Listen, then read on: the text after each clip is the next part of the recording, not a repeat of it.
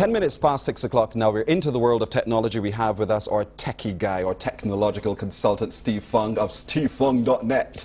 Steve, good morning to you. Good morning. Now listen to me, I caution you, be careful, be very careful with all of us who are not so techie. But we want to start today with looking at what is the app of the day. What's that? It's called BlueStacks. What's that? BlueStacks is the best way to put it is an Android application player. What it allows you to do is to run the same applications you would run on your Android phone on your computer. So it allows some additional convenience for things like messaging or pictures or Facebooking. Not necessarily Facebooking.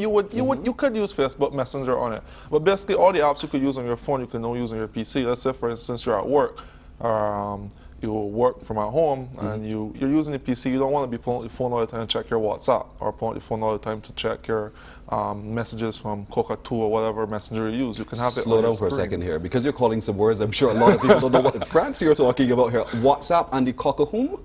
Coca-2 is just a chat application, but it allows you to get your messages without having to take your phone out all the time and be done like this. You could actually just type on your computer and have those on your screen. It also comes in handy for some of the games. And so if you don't actually have an Android phone, you want to partake of, say, Angry Birds or some of the other games, you can do that with BlueStacks. How many people really are into this kind of application?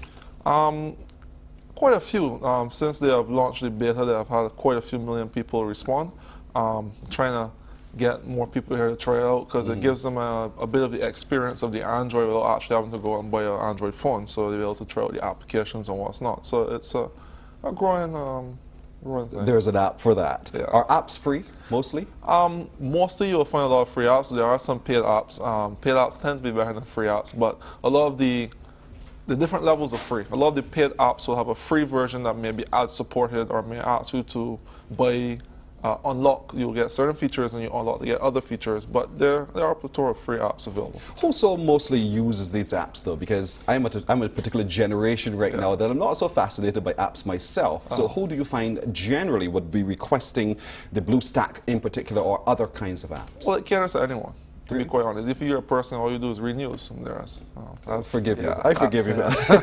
It's Holy Week. I don't like quoting that saying an app for that. It's basically an app for anything you could possibly want. So it's just a matter of getting the right device, or even if you just control the BlueStacks, and then you'll be able to get your needs fulfilled through the applications. I like that. The fact that you'll be able to get your needs fulfilled. It's about convenience, mostly. That's what apps provide you, convenience at the moment.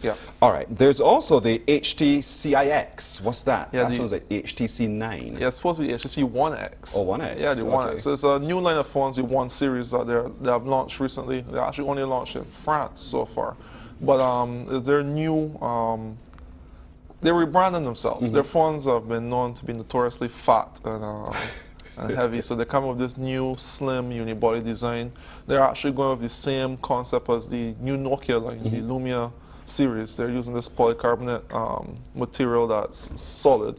So it's very, very nice to look at. It's actually been said to look better than the fabled and iconic iPhone. So yeah, it's supposed to be a very beautiful device. It's very fast. It's actually the first quad-core phone carrying the NVIDIA Tegra equipment, so it's very fast. It's very good for gaming and it's not. Me personally, I don't see a need for quad-core phone just yet, but they are there. Is that it on the screen? That's it there. Very fast, very beautiful device. Yeah, it seems as if you're fascinated by it already. I'm telling you, I'm one for functionality. That's all it is. Fighting temptation. He's going to fight temptation. Keep fighting, my friend. But is it affordable? Is it available as well? Well, for us, there's always that, but retailers here are trying their best. You find we get the phones almost on release date, at least to match the US release date. Sometimes we get them with the UK release dates. So a lot of the more modern phones are here already. I think France will be a bit tricky for a retailer to pull from, since it just came out like yesterday. But within we may see one or two popping out, a few retailers. If you're really into getting the latest, definitely a few come to mind. Who uses it mostly though? Business, women, men? Well, to be honest, or it's just a phone. Just a year ago, you wouldn't see many Androids. It was just a lot of Blackberries. I sat on the bus and I looked to my left, I looked to my right. I was like, I wasn't sure where I was. And I hang out with my friend's store. Usually people come in asking for BlackBerry cases, BlackBerry screen protectors. For the day, I saw at least 10 to 12 Android devices, which was good to see. That's good. So it's becoming pretty popular on the island. You had to go to BlackBerry. Yeah. I'm glad you went to BlackBerry. What's happening with BlackBerry? Slow, agonizing. What? It's like a ship sinking very slowly. But why? They took a risk with the playbook. They rolled the dice and they lost horribly. Initially, 60 million initially, and then they continued losing about 62 million a quarter. So now they actually stopped releasing projections because they said that you know, they have been able to meet them, so they're just going to stop for now. And then a few of the top end executives left last week, and then on top of that, their losses have doubled. So now they're in 120 something million in terms of losses for the last quarter. So they're continually losing money. They're trying to sell the company. The CEO is trying to save the company. So there's actually a split in the company. There's a bit of a divide between what the CEO wants to do and what the board of directors. So there's a lot of inter organization conflict, which will cause it will trickle down the line to the devices eventually when it comes. Well, the investors are very uncomfortable with what's happening because the stocks have dropped. Yeah. But what is it that's happened, though? Is it that they have not kept pace with the technology and the changes in technology? Well, definitely, for a company called Research in Motion, they're still releasing technologies from what I consider to be 1998. You know, they tried with the very latest line of BlackBerries, but they're still at least 1 year behind of the slowest high-end Android phone. That's a shame, though, because it was so hugely popular. I still have one. It still is. In our region, in the UAE and in China, they actually have a good. Well, China has a lot of people, so China. Yeah, so they're doing well in those three regions only. In the US, they basically the most expensive BlackBerry probably goes to $99 or less over there from the carrier. So it's very hard for them to stay competitive when their technology is so ancient. If you had to recommend for me, the best phone to use at this time, what would you recommend? I would recommend an iPhone. I mean, Why? a lot of people probably like pulling back in the seats, but ease of use. If you're not really a technology person and you just want to get into it, the Apple products are very easy to use. They always boast that a 2-year-old could use it, so you can't go wrong with an Apple product if you're not a tech person. So. I sat over here like this man called me a 2-year-old. That's all right. No, but it's very easy to use. It doesn't even now they do, but they didn't even used to come with manual, so just pick up and go. It's very simple, very straightforward. Now the Androids now, if you are not saying they're complicated, but they tend to require a bit more. You know, tech savvy-ishness to get going. So if you are familiar with computers and stuff, and send out your email, the manual of it, then Android would be good for you. But they do offer more flexibility. Apple products tend to come locked, and you have to go through some elaborate processes to get some simple things done. But as Apple believes, it does what it does well. Right. Anything outside of that, you don't need to do. So take the effort because it does what it does well. Yeah. I hear you. What about the Samsung Galaxy Note, though? What's that? Oh, it's as if one I'm going to go purchase today. His tone already? That's going to be my purchase today. Really? Why? Because it's big. You know. It's a 5.3-inch smartphone. It's very large. The battery life is the main reason I'm getting it. I had a Galaxy Nexus. There it is on your screen, by the way, folks. Yeah, I had the Galaxy Nexus. A very nice device as well. But the Note is a bigger device, and it has a bigger battery to suit. It has a tablet-class battery. So I'm going to get about 2 days out of this battery before I have to charge again, versus the Nexus, which will just carry me to the end of the day. Well, I'm a very heavy... I do a lot of 4G browsing. I do a lot of... So you eat up battery power a lot. Yeah, so having that extra large battery really works out for me. I'm glad you talked about battery power. I've heard that it's best once you've charged your battery to let it go to almost dead before you recharge it. I've heard that too. I don't buy it, though. I often ignore things. I've heard that from a lot of people. I even read some reliable sources that said that's the way to go, but... they say it prolongs the life of it. Yeah, it does, but if I have to run on an instant, you know, having 10% really doesn't cut it. So I personally keep my phone charged as much as possible. If it goes below 40%, Back to charging. Back to charging. Here's your brother. But what I would tend to do is when I get home, just plug the phone and let it charge all night long for as long as I would sleep. Yeah. You know, and is that a danger to the battery, though? That is what they say. It is a danger to your battery. Because even also for your overall battery life, this is something that I do acknowledge as fact. Your battery stats, when you get your phone brand new, they're not accurate. It's only when the phone decharges and recharges that it got good actually sense. gets an accurate reading. So sometimes your phone is going to say 100% when it's only charging 60 or 50% of your battery. And that happens especially if you flash your phone, the battery stats don't reset. So you have to, if it's a new phone and you just flash it, I would definitely recommend that. I do that on a new phone. Right. But when I get in my daily running, Don't let it go down so low. No, don't. I don't. So for any first-time user, let the battery almost go to Yes, dead. if it's a new so you phone, get a good reading. Yeah, definitely let it die and then recharge it for at least a week to get the battery familiar with the charging process, and then you're good to go. All right, we're going to take a break. Steve Fung, remember, go to stevefung.net. If you have any questions at all to post to our techie consultant right there, he'll be able to answer you on his blog. But we're coming right back to continue our world of technology.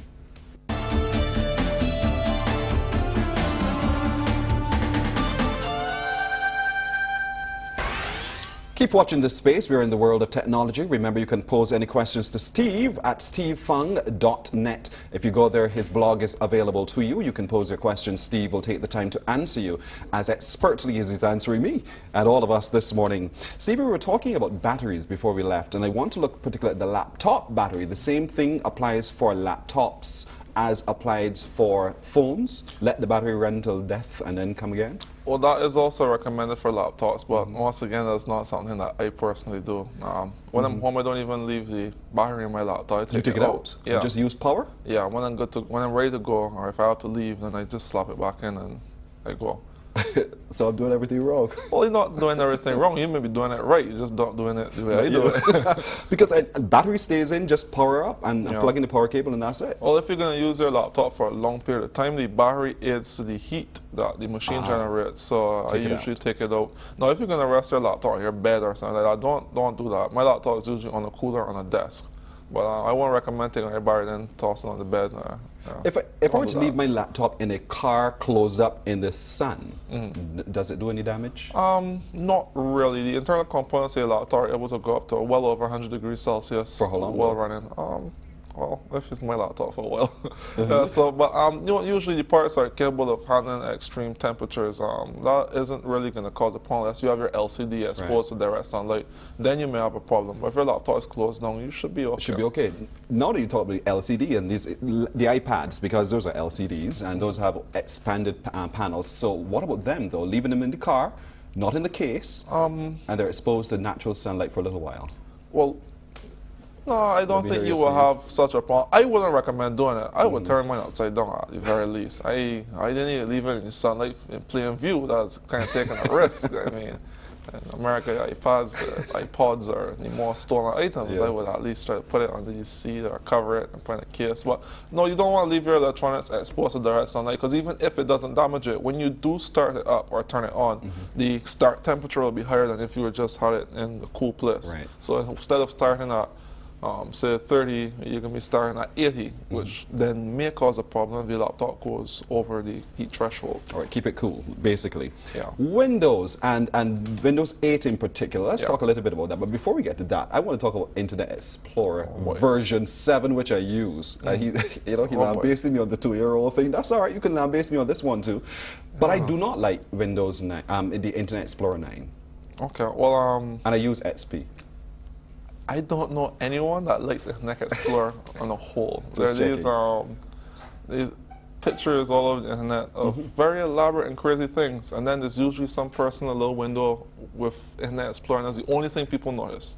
There'll be a car accident, there'll be a fight, they'll be like, that person is using Internet Explorer, because no one uses Internet Explorer. So what do you recommend as a browser? You could try Google Chrome. Google Chrome is very new, very popular, and if you must use Internet Explorer, the one that you do not like, Internet Explorer 9. Now, I think your problems may be based on your operating system. You want to stay up to date, at least Windows 7. Vista is painstakingly terrible, but Windows 7 was a big improvement, and now we have the Windows 8. You can try out for free. They have the consumer preview available, set to launch in summer, so you can use it for free up until the launch. Benefits, preach me on the benefits of Windows 8. Windows 8 brings together everything that's good about a desktop and everything that's good about a tablet. So it's going to be one operating system across the board. So if you have a Microsoft tablet, you can be able to get the same experience on the computer, on the tablet, on the phone. So it's an ecosystem. So you can take your work straight from here to the tablet, and then if you must, from the tablet to the phone, or vice versa. So Right. it creates a blended ecosystem. The design is very sleek and very smooth. It's very light. It runs very quickly. It runs on very old hardware. So even netbooks from last year or year before are going to run very nicely on the new Windows 8. So it's very, very, very fast. You go picking at me again. That's all right. Now, is it difficult to get? You say we can use a trial period until summer when it actually goes for sale.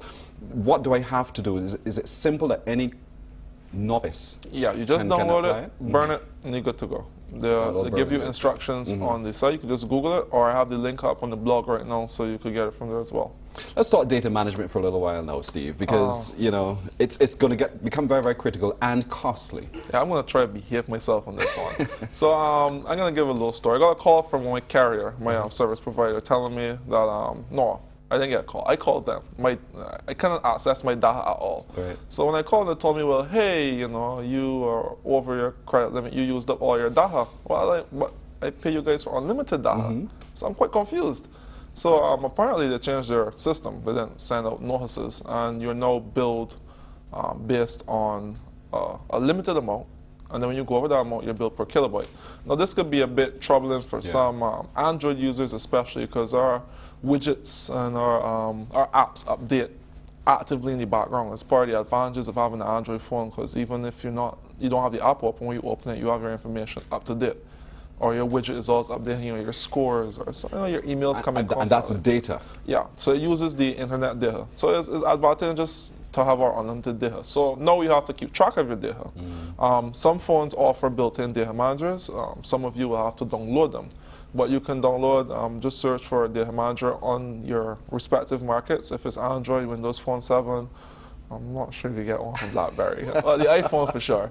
And then you'll be able to set a throttle. So if you know that your limit is 2 gigs or 5 gigs, you can set that, and you don't have to worry about additional costs thereafter. Yeah, and if your carrier tries to push some charges on you, you know, you'll be able to track your usage accurately, and you'll be able to tell them, hey, I only use this much, and my phone says so. So I'm glad you said that, because a lot of times we travel and we figure we've paid for an unlimited data package, so therefore if I'm in the States, I could BlackBerry till I'm tired because my data is within, the usage of my data is within that package. And you're saying not necessarily so. Not necessarily so, and it's so unfortunate for you BlackBerry users, because then it's not truly unfortunate. You can install WhatsApp as well. With WhatsApp, you'll be able to message over Wi-Fi. Free of cost?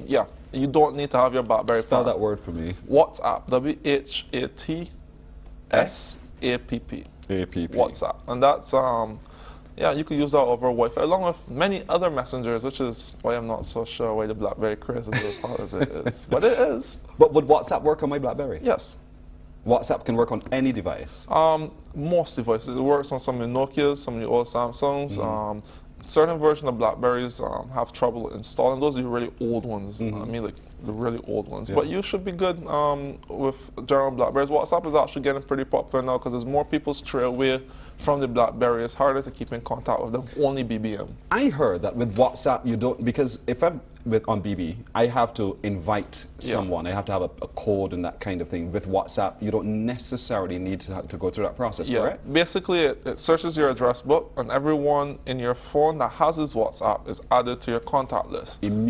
Instantaneously? Instantaneously. Now, some people are a bit worried that, you know, well, maybe if it's someone I don't want to add, unless they have your number in your phone, they can't see you. There's also the concern that I may not want to give my number to add someone. Well, there are other apps available like Samsung Chat On or Live Profile that uses the same PIN system or a username, where you don't have to give away your number if you don't need to. But if you can't get a number, I don't want to talk to you, so I don't have a problem with that. Steve, you know how the world goes. Yeah. If something is free now and it's hugely popular, somebody sees the need to attract a price for it, put a price on it. Is it going in that direction? Well, are you hearing so? For Android, it's completely free. Everyone else has to pay a yearly fee of, it's very cheap, it's $1, right? $1 a year. On Android? No, for everyone else. For everyone else, it's $1 a year. It will become, or is it free now? You get a year free, Okay, a And year for it, after then a year, thereafter you it's a top dollar. up. Well, usually what people do is just uninstall it and reinstall it and then go again fresh. So You didn't hear that. you do what you must. But that is a little tip. Right.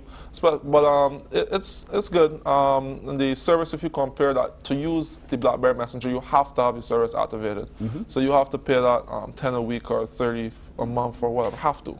But you can't use it on Wi-Fi. But with these other messengers, you can just turn on your Wi-Fi, especially if you're roaming, like you said, and you can message, free of charge. Free of charge. Truly free of charge. I got you, man. You don't have to convince me any further on that one, Steve. Yeah. Steve, I want to thank you, though. You've really taken me through the world of technology in the way that I've asked you to do. Thank you so much. Remember, if you have any questions for Steve, you can go to his blog, Steve Fung, STEVEFUNG.net. But there's an upcoming conference, Steve, that's happening. Tell us a little bit about that. There's the Social Media Summit, the Social Media Summit. The 2012. It's been postponed to the 26th of this month. I am kind of... Of April? Yeah. Okay. Kind of slipped in my mind to mention it last week. So I apologize to those people that called me and told me they were there. And I wasn't. So apologies. But it's been postponed to the 26th of this month. The Social Media Summit on the 26th of April. Yeah. Now, where is it going to be? The Lloyd Erskine Center. And for whom is it going to be? Well, anyone that wants uses to come. social media. But it's usually generally for, we recommend people that are into marketing, or if you have a business and you want to get off the ground better, if you're looking to start a business, or if generally if you're looking to generate money and you want to get online, it's digital marketing generally. So if you're interested in digital marketing or how to get your business out there, I definitely would recommend you attend. So how is it registration, or do I just turn up? You can register on the website, or you can just turn up. The website is www.smscaribbean.com. smscaribbean.com is the website, or you can just turn up and be a part of it. Yeah. Fantastic. The 26th of April, we are going down to the Lord Erskine Sandiford Center for the Social Media Summit of sort with Steve Fung and his team. Of course, we have to be there. You can go online, smscaribbean.com, and register to be a part of it all. It's easy, Japanese, as Steve made it for all of us this morning in the world of technology. Steve, thanks, and all the best with the upcoming summit on the 26th of April, and we look forward to having you again next week. Remember, check him on his blog, stevefung.net, if you have any questions at all about the world of technology. Here's hoping we've made it a whole lot easier for you today. We're going to take a break and come right back in just a moment.